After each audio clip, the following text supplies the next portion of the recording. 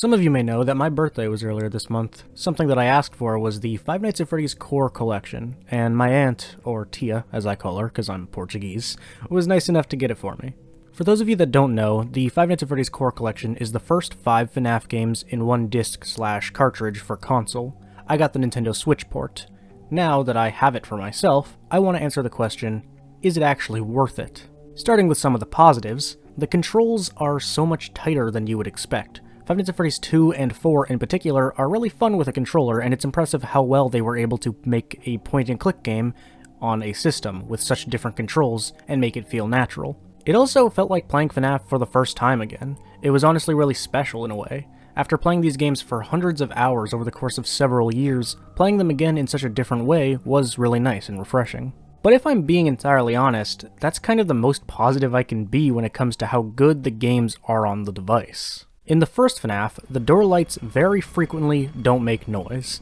On PC, the lights always make that shitty poor quality staticky noise, but sometimes the noise just doesn't trigger when it's supposed to. But that doesn't even remotely compare to this. During one of my playthroughs, the controls for the right door just fucking disappeared.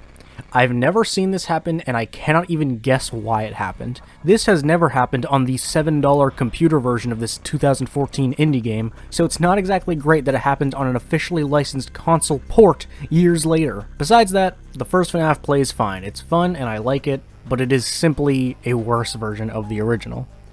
But FNAF 2 actually has a pretty major problem.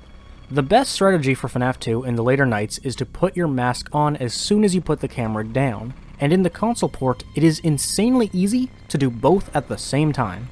When you're playing nights 5 and 6, and let alone 7, flipping the camera up and down and putting the mask on super quickly is just the routine for the game, and it is game-breakingly easy to put the mask on and flip up the camera at the exact same time.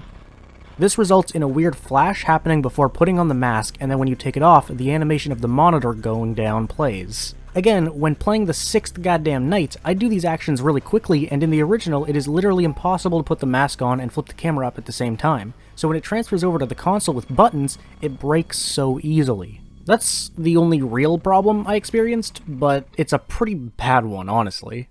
And as for FNAF 3, I don't even really want to talk about it.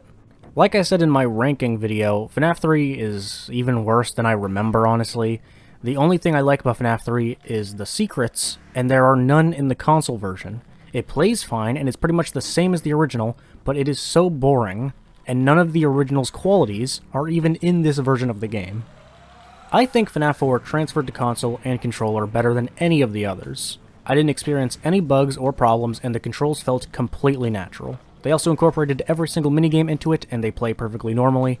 Not that that would have been necessarily difficult, of course, but it is nice that they still appear as high quality as they do in the original. This is the only game in the bundle that didn't have any bugs and also wasn't affected by the port to console. It's just as fun and plays just as well, and it's just as scary.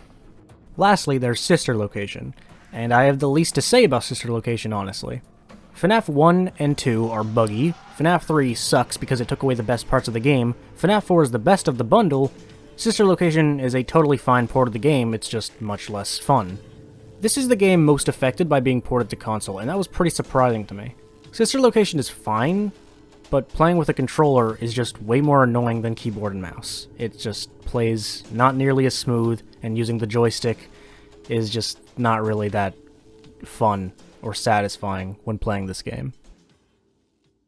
So that's every game on the Core Collection. Is it worth it? If you are not a big FNAF fan that already owns the games and just wants a physical copy of the series, I have to say no.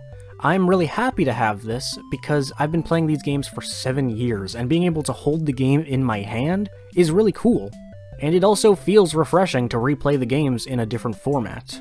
But if you're looking to play FNAF for the first time and you own a computer, don't pick this port. It's officially licensed, yet it's the most buggy port, and the controls are either on par with the originals or worse. So I really can't call this worth it. That's going to be the end of this video. I know it was a shorter one, but I just thought this would be something interesting to talk about because, you know, Five Nights at Freddy's is a very old, well, I don't know about very old, but it's been around for a while. It's been around for a hot minute, and it's an indie series, and the fact that it is now being ported to consoles is really cool and interesting, but the fact that it is as problematic as it is is a very interesting thing, so I just kind of wanted to discuss it, because it's weird. It's weird. How did the fucking door and light buttons disappear? They just left. They still controlled. They were just gone. If you have the console ports of FNAF, let me know if your experience or opinions differ from mine. The Freddy Fazbear's Pizzeria Simulator port was not included in the core collection, so I have yet to play it. Maybe I will at some point, but that one is also on console. I have a feeling Ultimate Custom Night will never be, because how the hell would they do that? If you want to get the core collection, go for it. I'm not here to decide for you. These are just my thoughts based on my experiences.